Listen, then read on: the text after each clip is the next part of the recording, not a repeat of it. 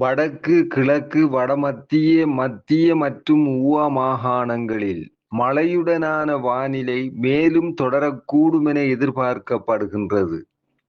வடக்கு, கிழக்கு, வடமத்திய, மத்திய மற்றும் ஊவா மாகாணங்களிலும் அத்துடன் ஹம்பாந்தோட்டை மாவட்டத்திலும் அடிக்கடி மழை அல்லது இடியுடன் கூடிய மழை பெய்யக்கூடும்.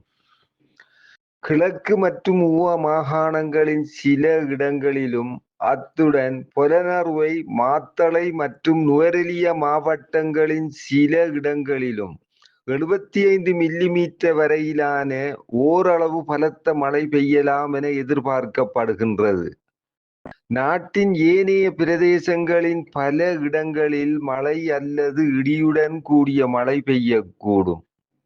மத்திய மலைச்சாரல்களின் கிழக்கு சரிவுகளிலும் வடக்கு, கிழக்கு, வடமத்திய மற்றும் வடமேல் மாகாணங்களிலும் அத்துடன் ஹம்பாந்தோட்டை மற்றும் மொனராகலை மாவட்டங்களிலும் மணித்தியாலத்துக்கு 30 முதல் 40 கிலோமீட்டர் வேகத்தில் ஓரளவு பலத்த காற்று வீசக்கூடும்.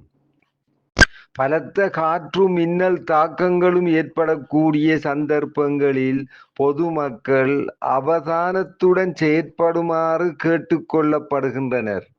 கடல் பிராந்தியங்களை பொறுத்தவரையில் நாட்டை சூழவுள்ள கடல் பிராந்தியங்களின் பல இடங்களில் மழை அல்லது இடியுடன் கூடிய மழை பெய்யக்கூடும்.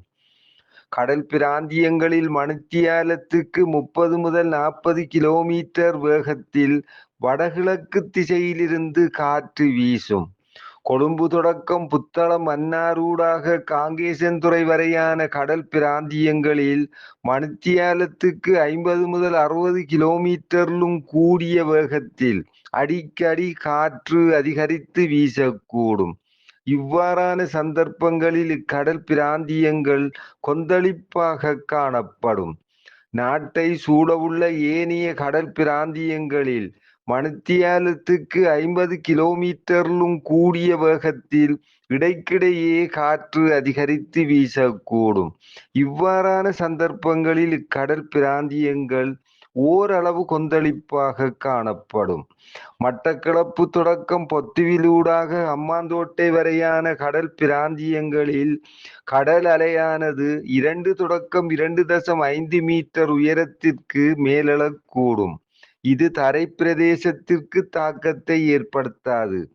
இடியுடன் கூடிய மழை பெய்கின்ற சந்தர்ப்பங்களில் பலத்த காற்று வீசுவதுடன் அவ்வேளைகளில் கடல் பிராந்தியங்கள் தற்காலிகமாக மிகவும் கொந்தளிப்பான நிலையில் காணப்படும்.